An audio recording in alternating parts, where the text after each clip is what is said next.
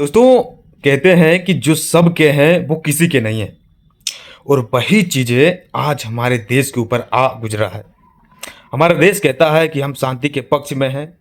वो कहता है कि हम अमेरिका के और भी हैं, वो कहते हैं रूस के भी हैं। तो मतलब कि आप सबके हैं। तो यही एक सही समय है कि आप किसी का नहीं है।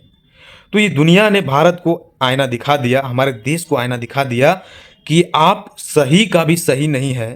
तो आप कैसे किसी का नहीं है? मतलब कहने का मतलब ये है कि जहाँ पे गलत हो रहा है वहाँ भी आप आंख मूंद ले रहे हैं।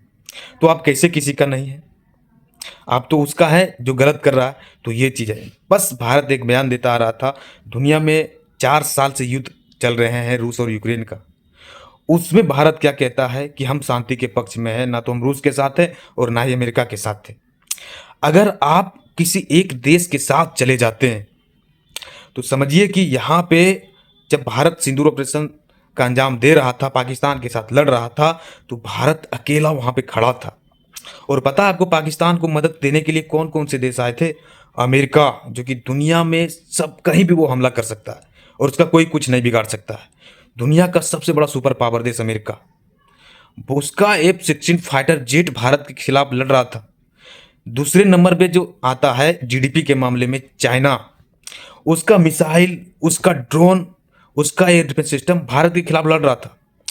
तुर्की, जो कि मुस्लिम कंट्रीज का सबसे बड़ा दादा बनता है, वो भारत के खिलाफ लड़ रहा था। अजरबैजान, वो भारत के खिलाफ लड़ रहा था। तो सभी देशों ने मिलकर पाकिस्तान को टेक्नोलॉजी, अपना हथियार सौंप दिया था।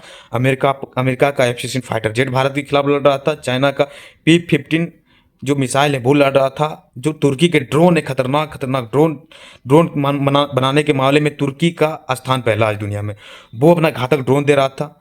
अजरबैजान अपना मिसाइल दे रहा था। तो कुल मिलाकर भारत जो है इंटरनेशनल डिप्लोमेसी में आज अकेला पड़ गया था सिंदूर ऑपरेशन में। लेकिन भारत यहाँ पे चूक कहाँ पे कर देता है कि आप कहते हैं कि हम सबके हैं, तो कहाँ आप सबके हैं? तो सीधा सीधा मतलब था कि आप अगर रूस के साथ चले जाते खुल के, तो रूस आपको मदद करने आता भाई साहब। अगर आप अमेरिका के साथ खुल के चले जाते तो अमेरिका आपके साथ खड़ा नहीं होता। तो कुल मिलाकर पाकिस्तान का मदद भी वो नहीं करता। हम जानते हैं कि चाइना हर वक्त पाकिस्तान का मदद करेगा। तो यही सारी चीजें हैं और आज बड़ी ही दुख के साथ ये कहना पड़ रहा है कि हमारी जो जीडीपी है, हमारी जो अर्थव्यवस्था है, हमारे देश की जो शान है, वो चीख चीख के ये कह रही है कि हमें बचाओ, हमें अकेला न मत छोड़ो। हम 140 करोड़ देशवासियों का जो एक मजबूत स्तंभ है, उस पे चोट मारा जा रहा है। आप देखिए अमेरिका का, जो अमेरिका भारत के लिए कुछ भी करने के लिए तैयार होता था, आज से 70-75 बरस तक अमेरिका ने भारत के लिए उतना खतरनाक डिसीजन नहीं लिया। भरे हमारे खिलाफ उन्होंने पाकिस्तान को एक सेक्शन फाइटर जेट दे दिया है, जो कि अब तक का सबसे बड़ा भारत के लिए बुरा स्थिति अमेरिका ने किया है वो माना जाता है। लेकिन अब वो क्या किया है? पाकिस्तान के ऊपर 19% टैरिफ और पाकिस्तान के अंदर बड़े बड़े तेल खनिजों को खोजने की उन्होंने जिम्मा ले लिया है। पाकिस्तान की ओर वो खुल के चला गया और भारत के ऊपर 25% टैरिफ लगा दिया है और वो कह रहा है कि हम इससे भी कड़े कड़े कदम उठा सकते हैं। तो कुल मिलाकर अमेरिका ने भारत को इस तरह से तोड़ मड़ोड़ के रख दिया है। देखिए भारत को यहाँ पे सतर्क कैसे रहना है भाई साहब। अमेरिका की नज़र जिस देश के ऊपर पड़ जाता है वो देश चौपट हो ही जाता है।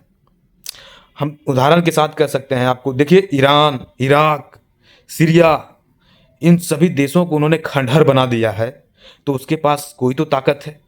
रूस, जिसको कि पूरी तरह से चौपट कर दिया, कभी सोवियत संघ अमेरिका से भी आगे हुआ करता था, उसको उन्होंने चौपट कर दिया। ब्रिटेन, उसको उन्होंने अपनी चालाकी से पीछे कर दिया है। तो दूसरे विश्व युद्ध के समय ब्रिटेन अमेरिका से भी आगे हुआ करता था। उसका जो पाउंड मुद्रा है ब्रिटेन का, वो अमेरिका से भी महंगा हुआ करता था। लेकिन अमेरिका अपनी चालाकी से उसको कम कर दिया। तो अब उसकी नज़र भारत पे पड़ा है। तो भारत से पहले उसकी नज़र चाइना के ऊपर पड़ा था। चाइना ने क्या किया? डायरेक्टली अमेरिका से दुश्मनी ले लिया भाई। वो डरेगा नहीं। चाइना क्या किया कि वो डरा नहीं। डायरेक्टली पहला जो एक्शन था, आप टैरिफ लगाइए हमारे ऊपर। चाइना ने कहा टैरिफ लगाओ, डर नहीं हमको। डायरेक्टली क्या किया कि उसकी जितनी भी सोशल प्लेटफार्मों पे ऐप थे उसको अपने देश से हटा दिया। अपना अलग से इंटरनेट उन्होंने बना लिया, सभी चीज़ों पे अमेरिका को वो टक्कर देने लगा, चुपचाप से अपने टेक्नोलॉजी पे वो काम करने लगा। तो अभी चाइना अमेरिका के बाद दूसरा स्थान पे आता है, और वही काम यहाँ पे भारत को करना चाहिए। भारत अमेरिका से डरे नहीं, बस अमेरिका भारत से डरे नहीं, बस कहे आप टैरिफ लगाओ, हम जो करेंगे वही करेंगे। हम आपके उसका जो दुश्मन है रूस, हम उसको इतना मजबूत कर देंगे, उससे ही तेल खरीदेंगे। आप हमको जितना टैरिफ के दायरे में लगा लाना है लाओ, प्रतिबंधित करना करो, भारत डरे नहीं। बस यही भारत का एक कभी बड़ा एक्शन हो सकता है अमेरिका के खिलाफ। भारत डरे नहीं, आप टैरिफ लगाओ, हम भारत जो अमेरिका के दुश्मन है उससे व्यापार करेंगे, हम अमेरिका को अपने देश से निकाल देंगे, चाहे हमारे जीडीपी पे जितना भी असर पड़े। तो यही जवाब है अमेरिका का, और यही किया था चाइना ने, जो कि चाइना बचा हुआ था। तो कुल मिलाकर भारत को इस तरह से तोड़ा मरोड़ा जा रहा है कि आज हमारे साथ रूस भी नहीं आ रहा है भाई साहब, रूस हमारे साथ नहीं आ रहा है, चाइना हमारे साथ तो आएगा भी नहीं, कभी कभी सपना में भी हम नहीं सोच सकते कि चाइना हमारे साथ आएगा। तो फ्रांस हमारे साथ आएगा क्या? फ्रांस भी आएगा, बस वो अपने हथियारों को बेच कर चला जाएगा। हम युद्ध लड़ रहे हैं, वो हथियारों को बेच के हमारे देश में अपने हथियारों की मार्केटिंग करके, प्रचार करके, जब हमारे देश में किसी देश का फाइटर जेट उड़ेगा, मिसाइल हमले होंगे, तो समझिए उस देश की मिसाइलों की दाम बढ़ जाएगी, बस वो काम करके वो निकल जाएगा। तो हमारे साथ कौन आएगा भाई?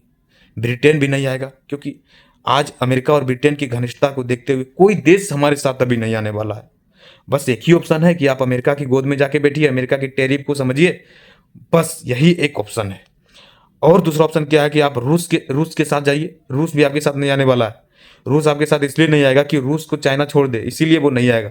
बस बैलेंस बना के रूस चलेगा कि चीन और भारत दोनों हमसे व्यापार करते रहे, बस हमारा काम चलते रहे।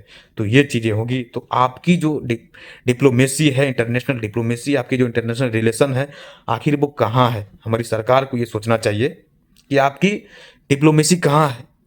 और हमें तो दुख ये होता है कि हमारे देश के जो डिप्लोमेसी है, इंटरनेशनल जानकार लोग हैं, वो क्या कर रहे हैं? आखिर क्या उसकी सोच, क्या नीति है? कुछ तो नीति होगी हमारे देश की, कहीं दिखता नहीं है भाई साहब, कोई एक्शन हमारा देश नहीं ले पाता है। तो ये चीज़ें हैं भाई साहब, आज हमारे देश की इंटरनेशनल डिप्लोमेसी, इंटरनेशनल रिलेशन पूरी तरह से चौपट हो चुकी है, और उसका जिम्मेवार कहीं ना कहीं वर्तमान सरकार है। तो guys, thank you for watching video. दोस्तों, इसी तरह के इंटरनेशनल यूनिक खबरों को जानने के लिए हमारे चैनल को सब्सक्राइब